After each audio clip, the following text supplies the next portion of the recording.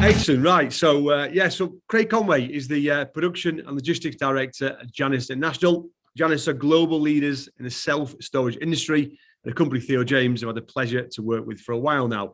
Having started as an apprentice in a machine shop environment in Billingham, Craig has worked his way up in the business to supervisor level in just 7 years. Since then, he continued to progress in the industry via management and direct level positions, and it's an absolute pleasure to have on the podcast. So welcome to the Manufacturing Leaders Podcast. How are you, mate? I'm very good, thanks, Mark, and thanks for having me. It's a pleasure to join in your podcast. Yeah, no, over the moon, mate. I'm looking forward to this. So I always kick off the same question. What does it mean to you to be a leader, would you say? Yeah, it's a good question, that, mate. I think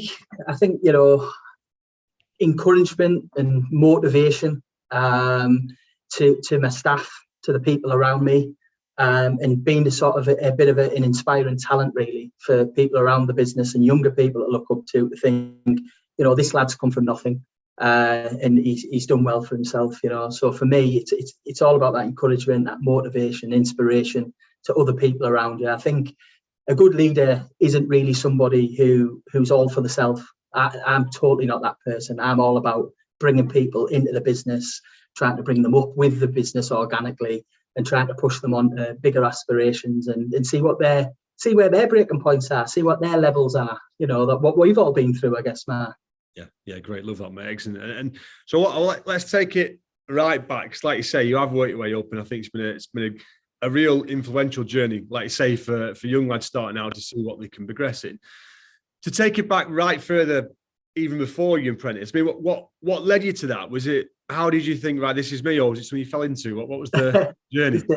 It's a great question, actually, mate. Yeah. So what happened? I don't know if you remember. I don't know. You've probably done this, Mark. A workplace sort of experience at school. Yeah.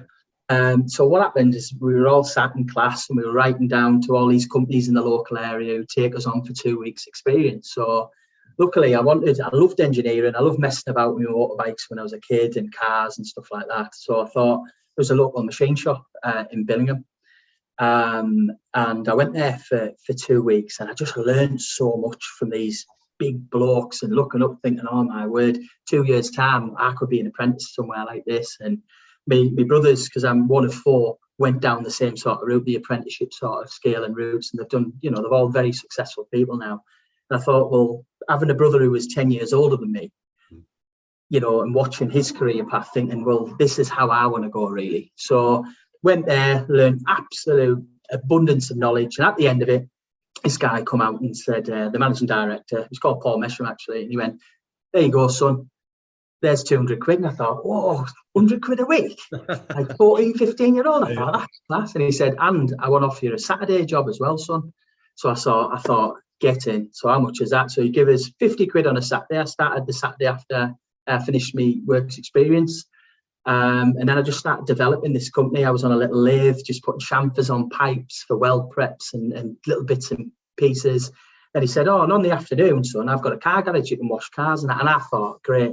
I was, let's say, a 14, 15-year-old mate. I was working in the machine shop on a morning, worked from 7 to 11. Then from 11 till 5, I'd go to this car garage, which was just a couple of units down. And I'd wash the cars and things. And he'd give us 60 quid. 60 quid for a kid at the time. It was a lot of money, you know what I mean? And that was a week. Uh-huh. So that's where I started. And he said, right, son, one day when you leave school, and I was pretty bright, done all right in school. And he said, you couldn't work for me. And I thought, nah, mate, like, I'm going to college, I'm going to uni, I'm doing this. And anyway, he said, I'll give you, 150 quid a week or what it was at the time. And I want you to start. So I did. I couldn't turn that down. He sent me to college. I'd done all my MVQs, done my ONC, HNC, HND, all that sort of stuff. Paid for it all. Learned so much. And it come to a point, mate, where there was a lad on the machine. He was a supervisor. And he said to me, what do you want to do when you're older? I said, well, just do this. It's good money, work overtime, make some dosh.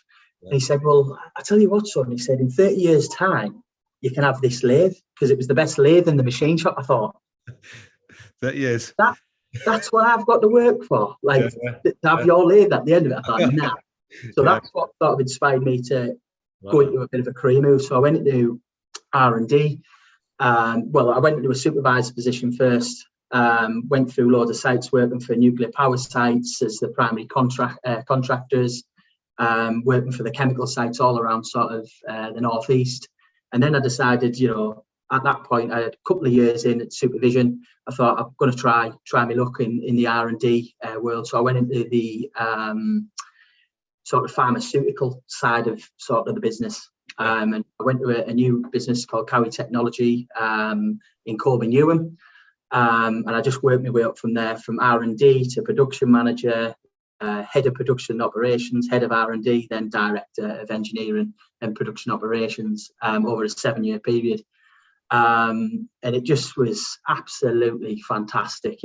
My gaffer was a professor. He was a chemistry professor. So it felt as if I'd done 2 degrees, just worked for him for that 7 or 8 years, you know what I mean? And being a director, done really well, went through this journey. And I had something in my mind that way. I had these big 3 things. I wanted to learn about metallurgy and steel. I wanted to learn about glass products and silica, and I wanted to learn about polymerization, which I learned a lot about polytetrafluoroethylene. So they were the big things for me in this industry, and where we are in the northeast of England. I thought, if I've got them boundaries, I'll be able to go into lots of different sort of sectors as a bit of a specialist type thing.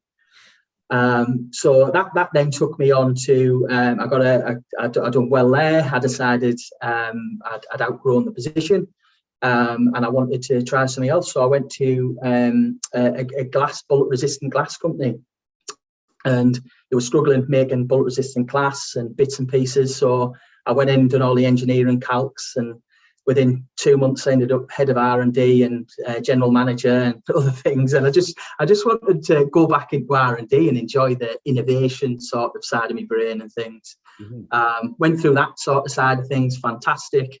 But the commute was just a little bit too much for me. Transformed the sort of the business, the way it was working and the way it served the customers. And which led me to here today at Janus International, which again, I started in November 2019, and it's just been an onward sort of spiral really through COVID, through the consumable crises that we're seeing, Brexit.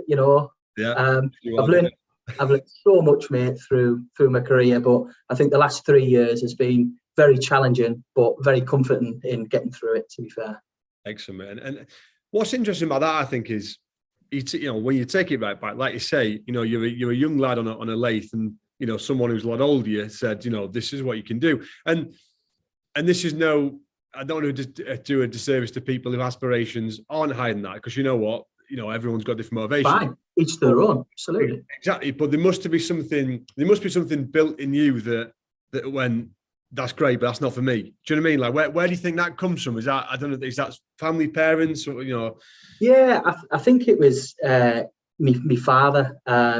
He should have probably been a lot more successful than he was in life. He could turn his hand to anything, Mark.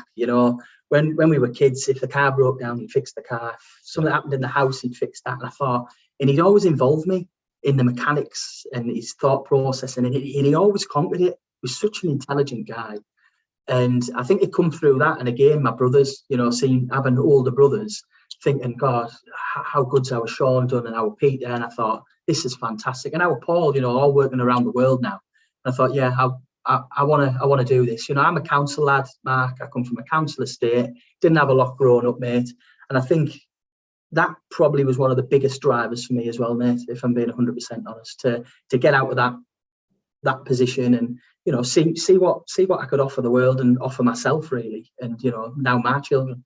Yeah, great. I love that. And I think that's what's lacking in manufacturing still. Do you know what I mean? I mean, like you say, there's not enough of that now, where people will go inside a factory and go, this is what I want to do, I just want to progress. And do you know what I mean? I think that's why we're in a situation we're in with the skill shortage, because whether you put it on schools or whether you put it on individuals, whatever it is, there's not enough people going, this is what I want to do, or seeing the benefits of that. I still think engineering's got a bit of a stigma to it. Do you know what I mean? In terms of for young people, and yeah.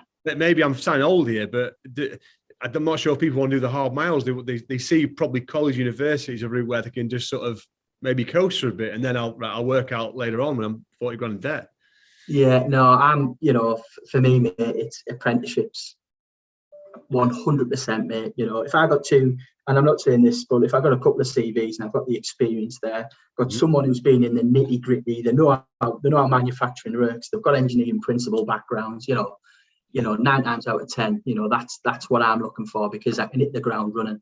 The education side can come on the back of it, you know, like, you know, we've all done night learning and night school and them sorts of things. And I'm not saying that it's not bad to go down the educational route from the get-go. Yeah. It's just coming from what I've come from, and seeing people who've grew up around me and sort of come up the routes. It's just so good. It's such a good route, mate.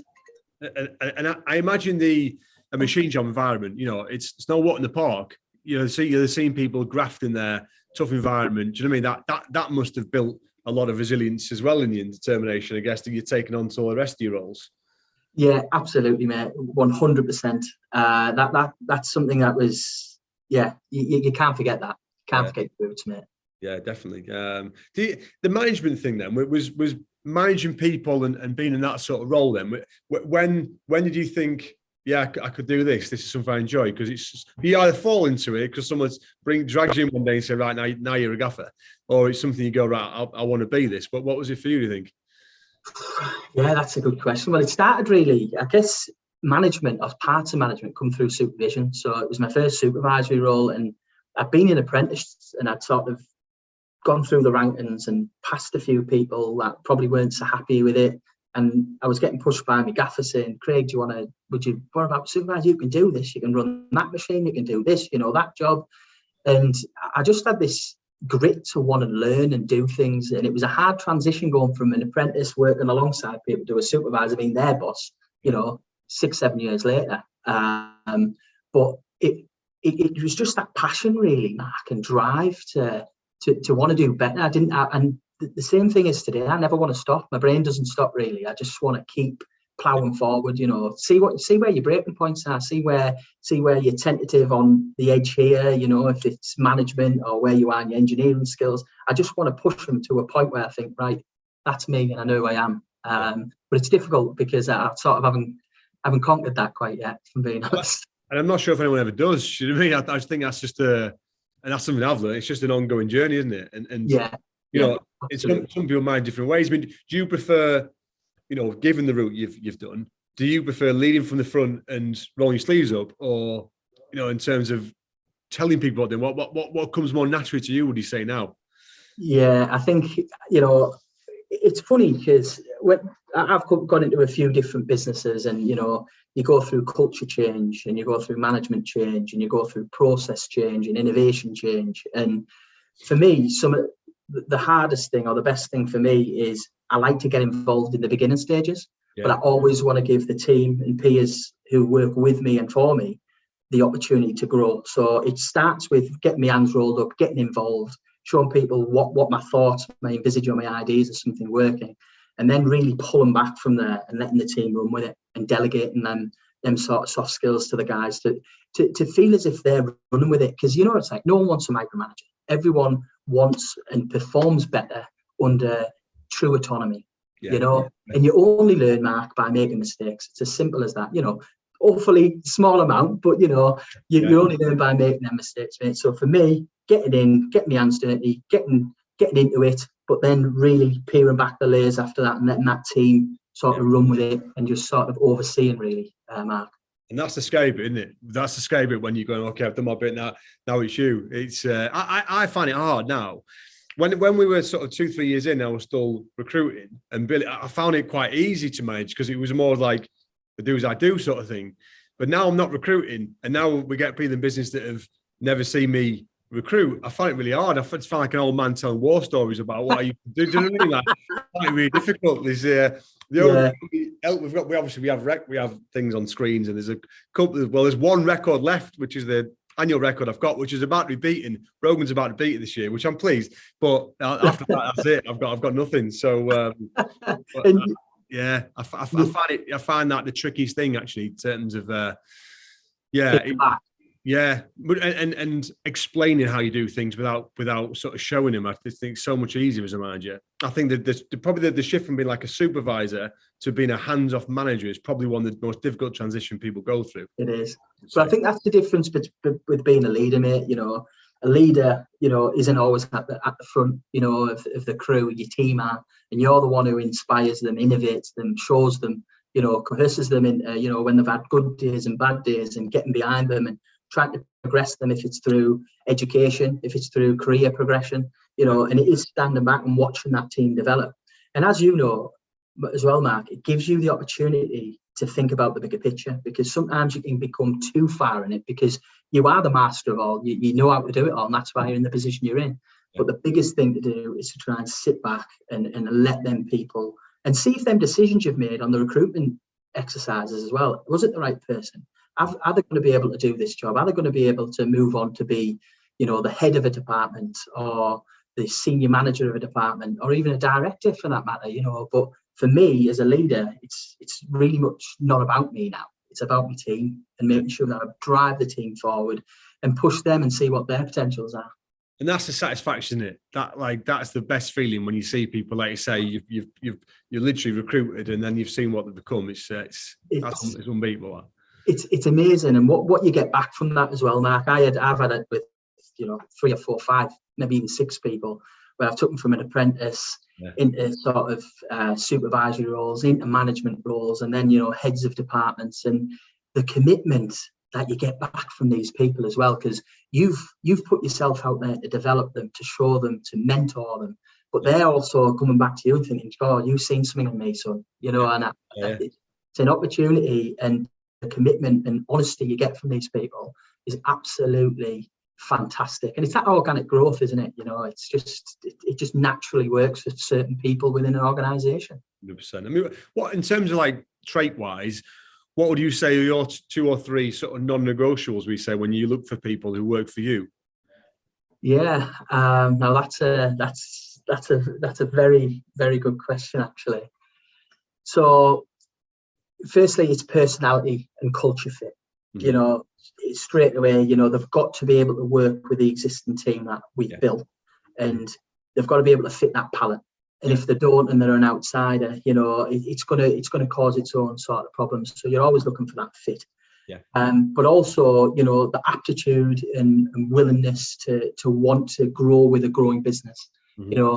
Some people in business like to come the 9 to 5 and do the job, and there's nothing wrong with that. That's absolutely fine. But I'm looking, for them people who want to create and cutting edge and be that next, Elon Musk, I want that innovation sort of and ideas. And you go into a meeting and we have sort of brainstorming meetings and things. And I just want people to engage and be forthcoming to the meetings. Otherwise, there's no point having them, Yeah. But not what I've learned as well is not everyone's like that.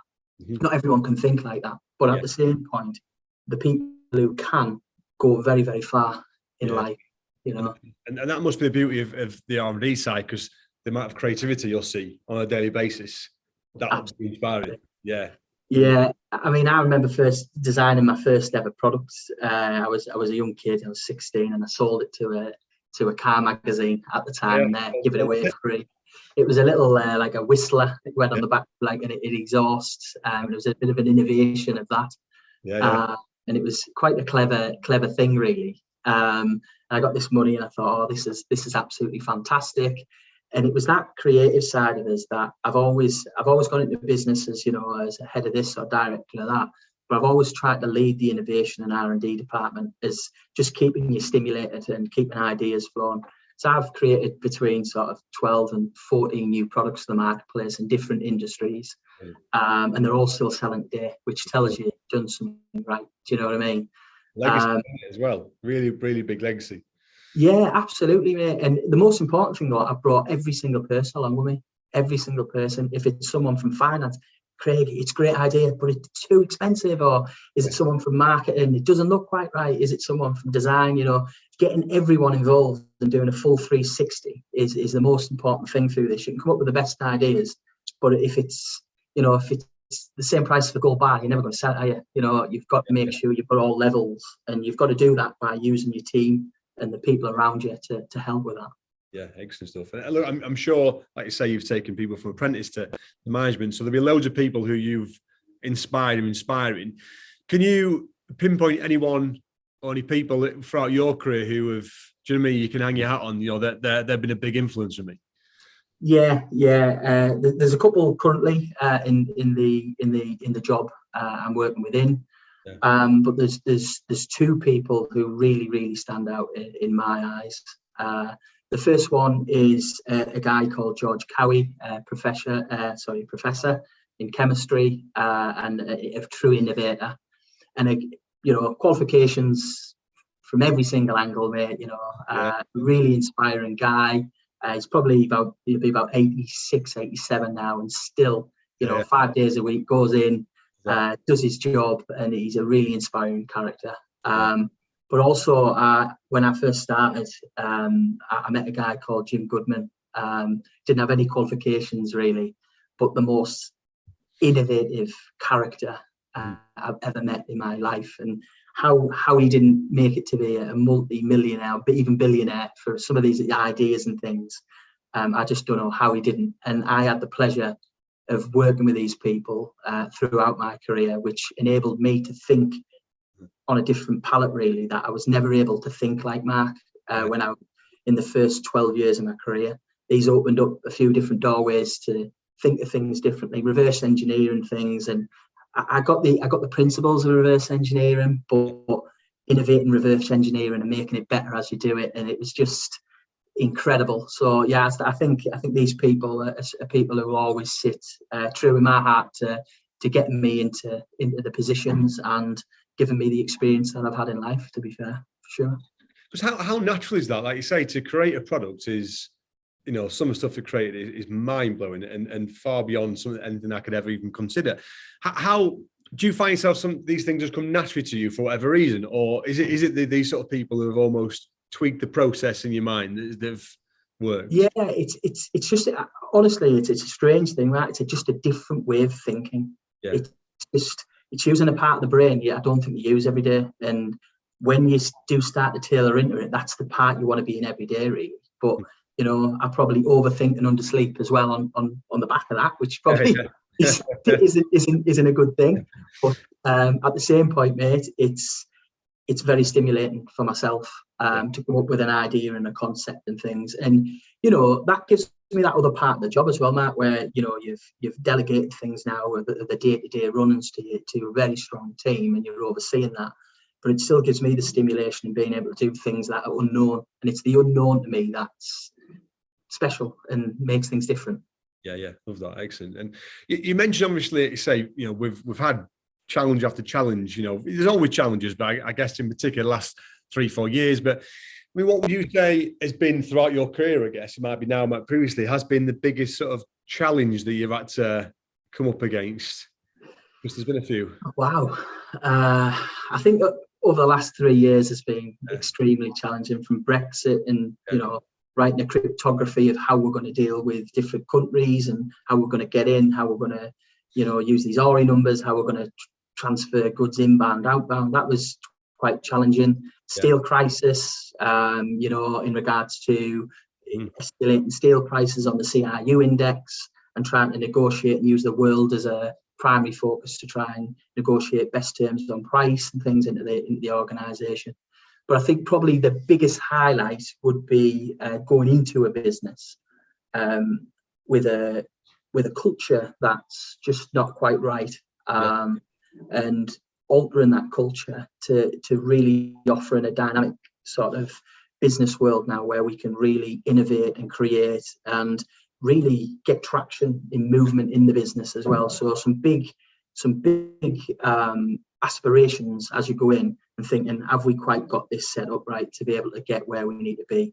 I think that's probably the biggest thing. But conversely to that, it's the biggest challenge, but it's the most rewarding as well. For sure. Yeah, 100%. And you're right. I mean, obviously, the importance of culture is monumental. Is that something when you start into, you've worked for a nice small number of businesses, you've been very loyal. Is that something when you come into a business, are you looking at, right, what's the culture here? how can I change it for the better? Because obviously you can't see it, can you? That's right. You're blind to it, mate, until that first day you walk in, really, and you start speaking to the people. You start looking at the way the organisation operates and the way that it's ran as well. From the leaders of the business. So from day one, really, you start to take all them things in, and everyone has a wobbler. And in your first couple of days, have I done the right thing? Is it right? Is it wrong? Yeah. But it's always right, because it's right, because you knew it was right when you submitted a CV to want to progress your career or change jobs. So it was right at that get-go. So that intermediary feeling is just it's just a normal feeling when you go into a new job. But you do start looking at them different aspects and thinking, well, as culture doesn't change overnight. It can take a year, it can take 2 years, to change these things, even longer in larger organisations and split organisations for that matter.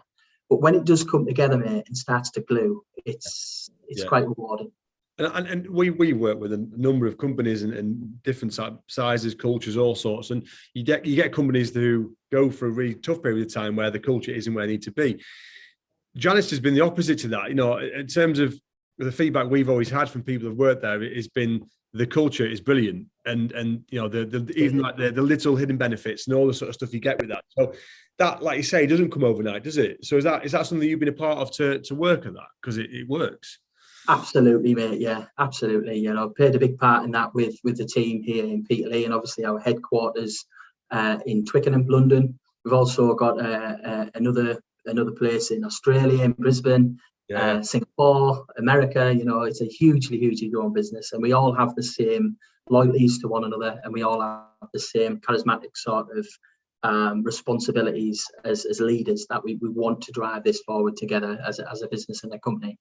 But it is a fantastic place to work. The benefits that we offer within this business is I'd say quite unlike any other, really. Yeah. And the atmosphere, there's always someone to have a chat to. The mental health first aiders, to the benefits box that we have, to the Illumi training. We really are a dynamic operation.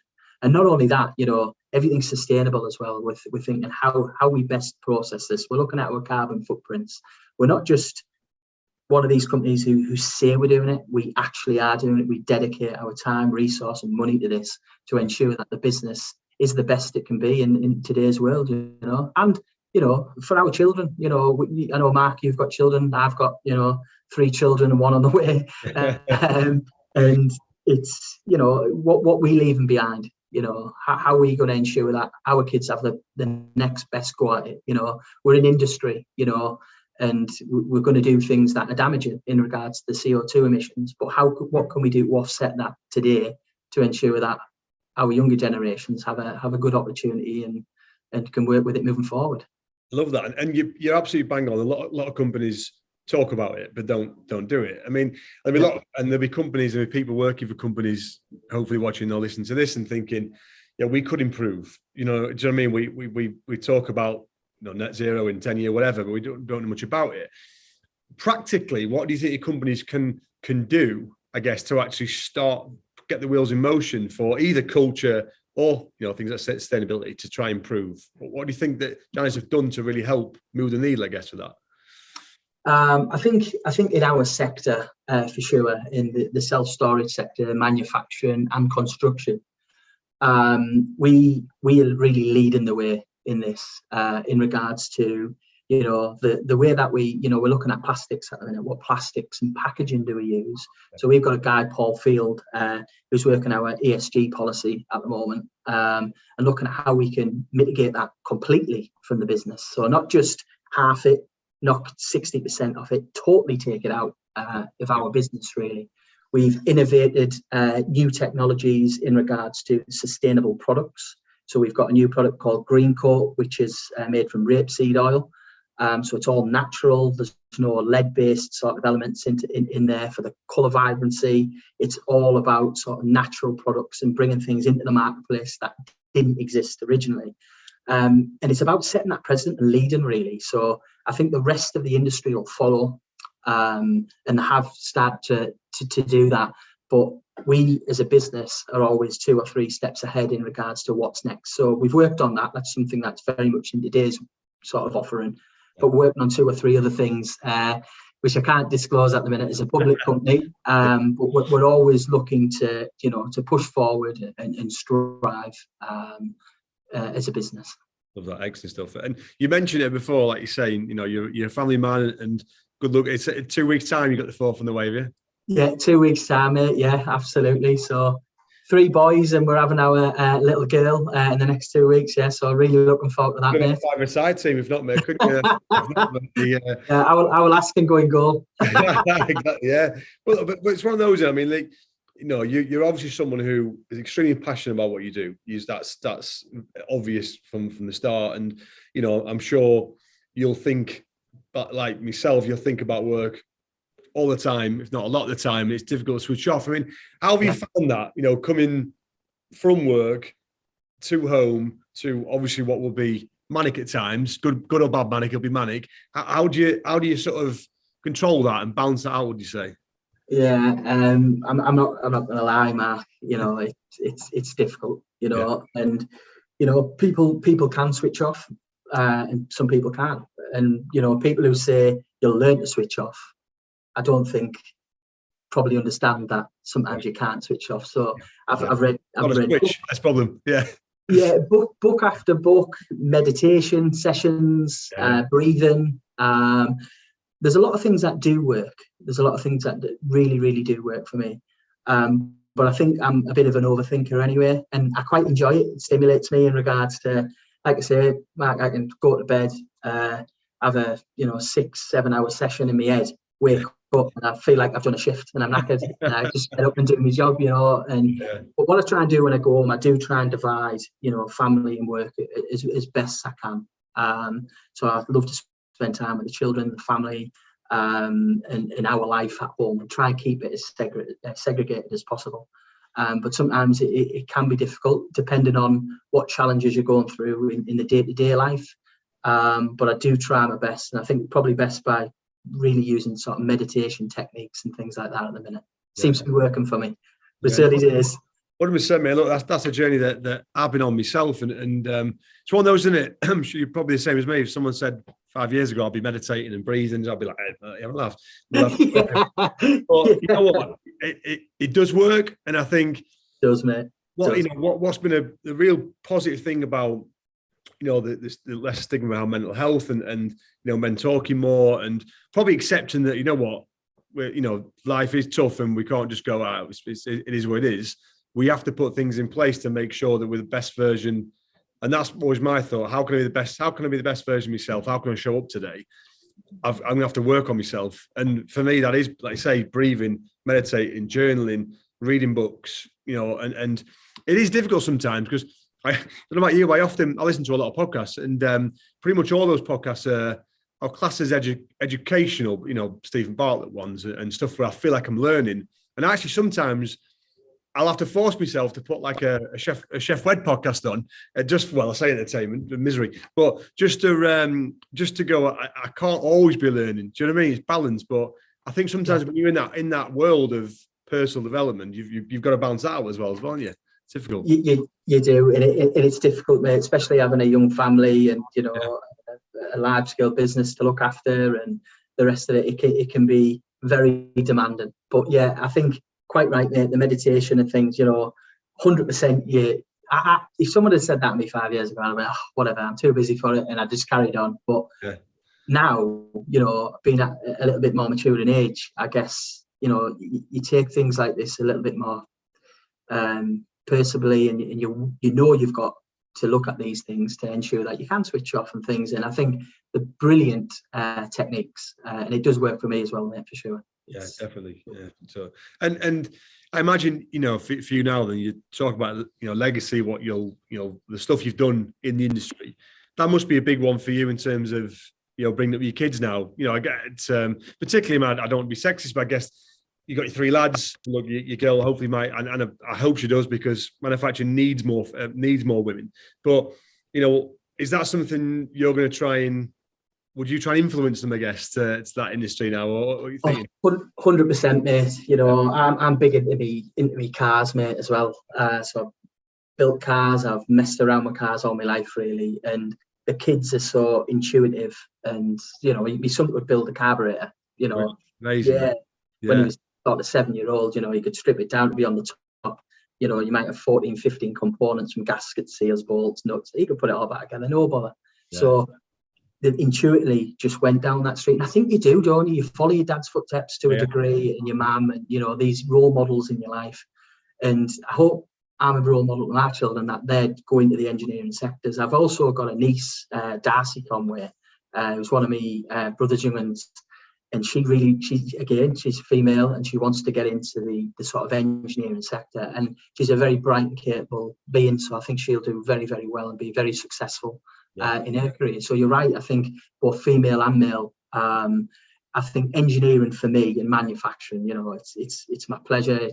I just love it, and I get paid for it, which is happy days as well. But I do enjoy it, and I just.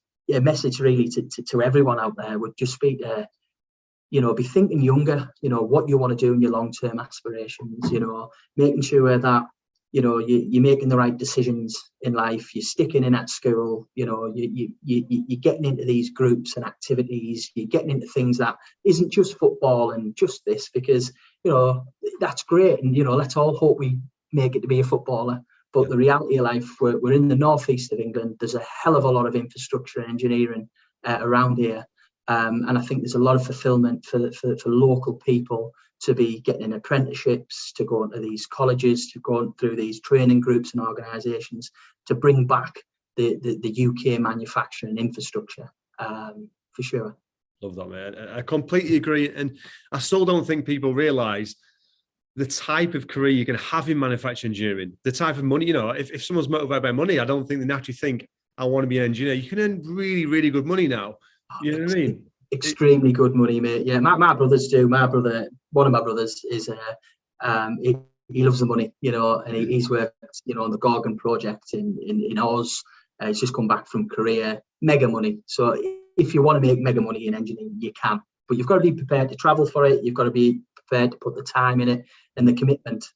So I think engineering, regardless what sector you're going to, there's a lot of money to be made, but there's also a lot of stability and sort of growth. Within this sector, for sure. Sector, like you say, within the region. I mean, we're one of the best regions of the UK. And in terms of manufacturing, in terms of what's going to be it. And it is a concern, for the next 5, 10, 15 years, because there isn't enough people coming through, and it is a problem. And I think, like I said before, schools need to do more.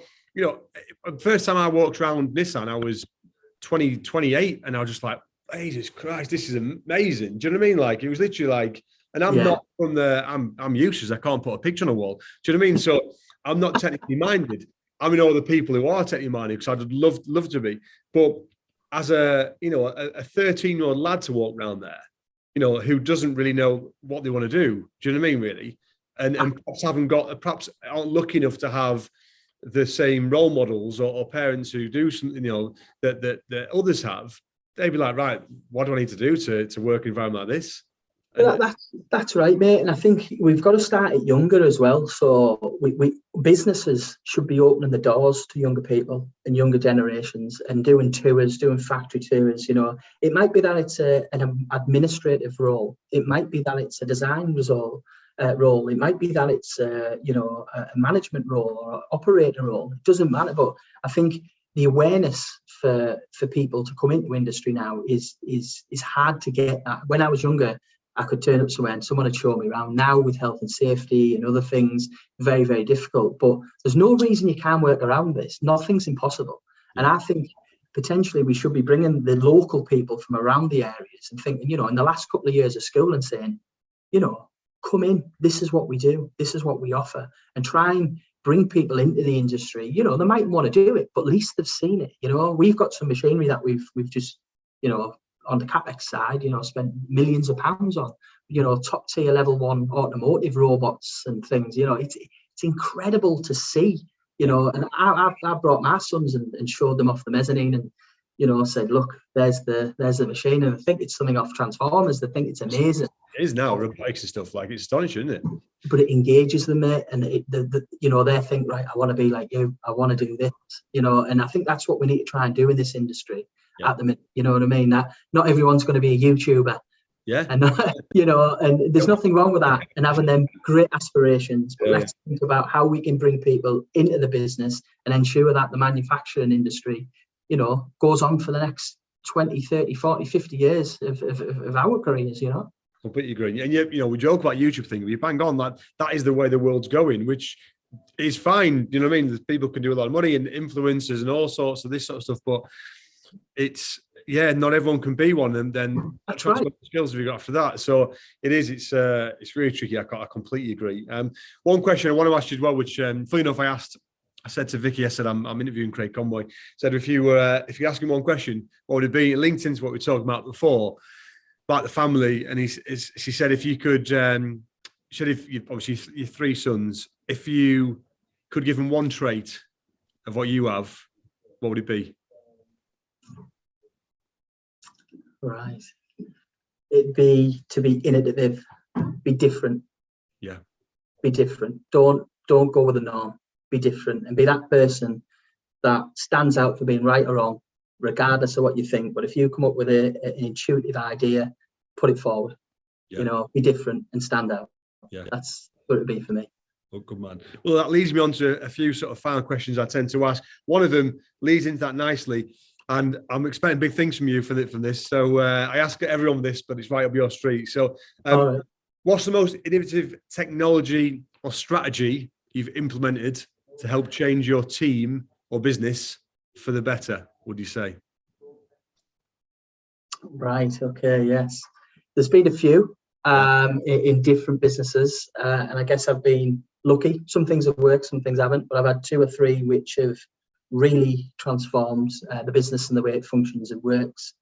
And I think probably one of the biggest things is being in a business and getting to a capacity fulfillment level, and everyone scratching their heads thinking, how do we get over this? How are we going to strategize to, we've got the orders, how do we get through that? And I think it was being intuitive to see something different to what the norm was and introduce and innovate a machine or product which would give us that extra capacity and growth period through the business. But that worked from purchasing coming inbound, planning were involved, production involved, all the team, and strategizing it to try and give us another 10, 15 years worth of growth down the line. So nice. Yeah, for sure. Good man. Excellent stuff. What 3 things would you say make up a good leader?